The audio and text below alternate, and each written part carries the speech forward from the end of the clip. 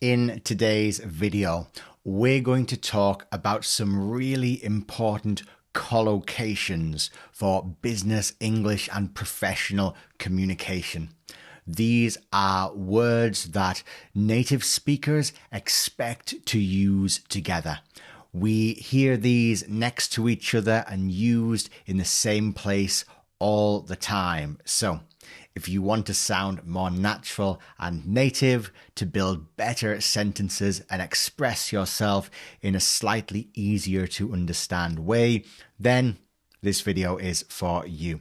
My name is Chris. I'm a business English coach and tutor.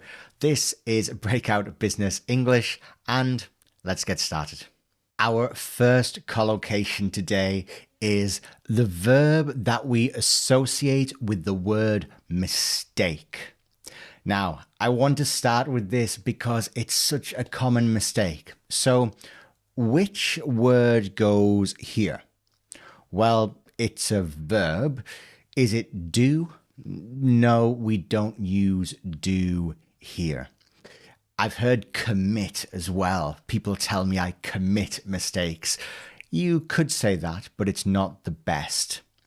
The best way to say this is make. I make mistakes. Or in the past tense, I made a mistake. Mistake is a really common word, but a lot of people forget about the correct verb to use with it. So, our first collocation today, and a really important one to remember, is that native speakers say that we make mistakes. Let's move on to another important noun, and that is deadline. So, if you have projects or reports or things that you have to do by a specific date, then you have a deadline, the time or date by which something needs to be done. But what is the verb that we associate with deadlines, that we use with deadlines? I've heard a few different things here. I've heard achieve a deadline. I guess we could use that. But the best word to use here is going to be meet, to meet a deadline. Just like make, meet is an irregular verb. That means in the past tense, it's going to change in an interesting way. And the past tense of meet is met. I met a deadline. If you want to be a little less formal, you could also go for hit. I hit my deadline last week, or we really need to hit this deadline. Okay, let's go for trust. Trust is a fantastic noun, a really important thing to think about with your colleagues and your teammates. But what is our verb? Well, I guess we could make trust or create trust, but the word that is best used with trust begins with a B, and this is build. We build trust.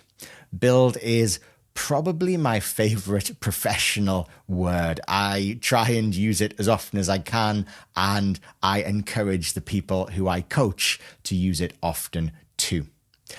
If we build something instead of create or make it, then we're suggesting that it's going to take time, it's going to take a lot of effort, and when we're done, it's going to be something strong that's going to last for a long time. So, next time you need to talk about trust, try talking about building trust.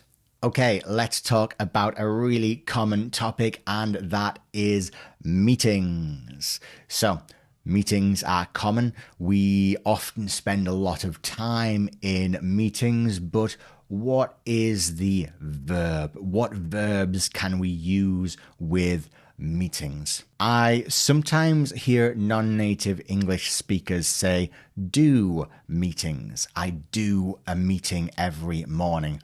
It's probably not the best choice here. We could go with hold a meeting.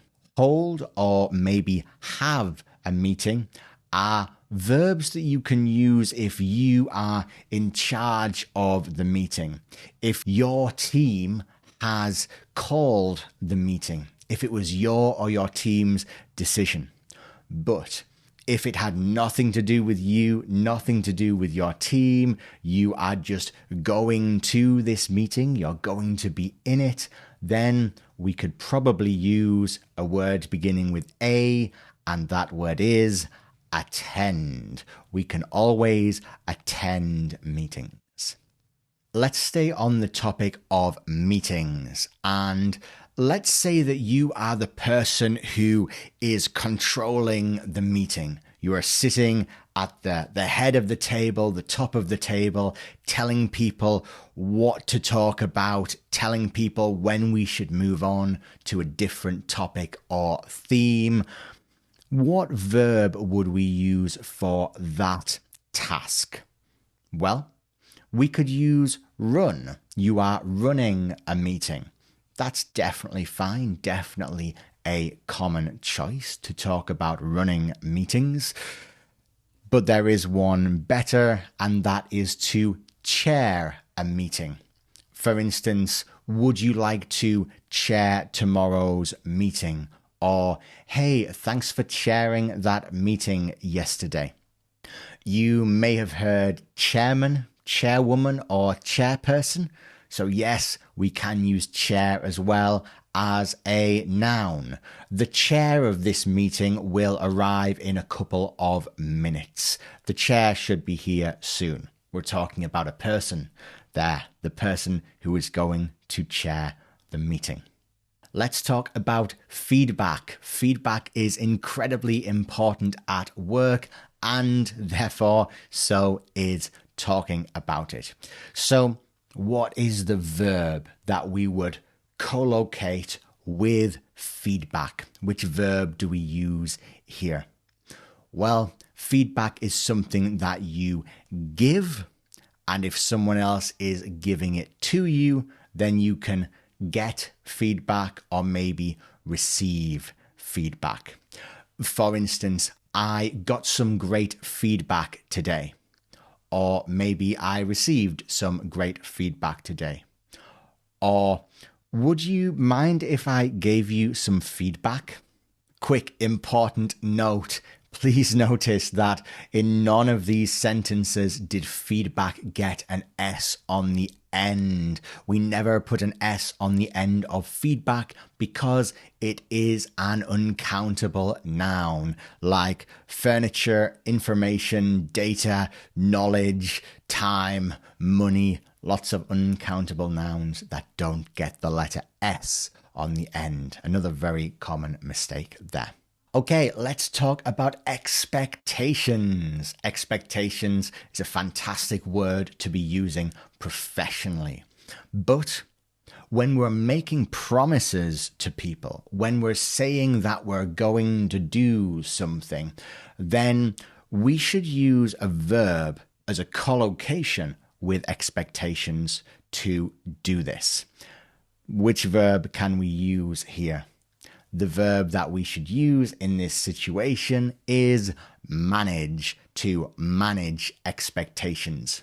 For instance, there might not be a deal today, so manage your expectations.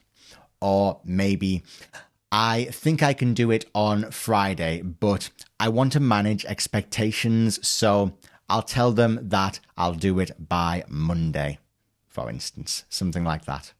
Okay, let's do one more today, and that word is majority. Let's choose an adjective that we can use to talk about majorities. Well, if a majority is particularly big, maybe 70, 80, 90, or 95% of something, then we can use a word beginning with V, and that is vast, the vast majority. So, if you're talking about almost all of something, that would be the vast majority.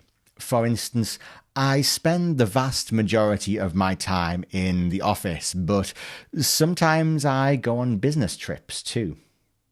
I mentioned a couple of common mistakes in this video. Maybe those are mistakes that you make, or maybe you know some other words that are collocations with the nouns that we discussed today. If you do, if you have any other ideas, I'd love to hear about that. Put that down in the comments and let's start a discussion. If improving your vocabulary is something that you are passionate about, you want to build a better business English vocabulary, then I have a fantastic video for you I made a couple of weeks ago, and I will link that right here, and I will see you next time. Thanks a lot, everyone.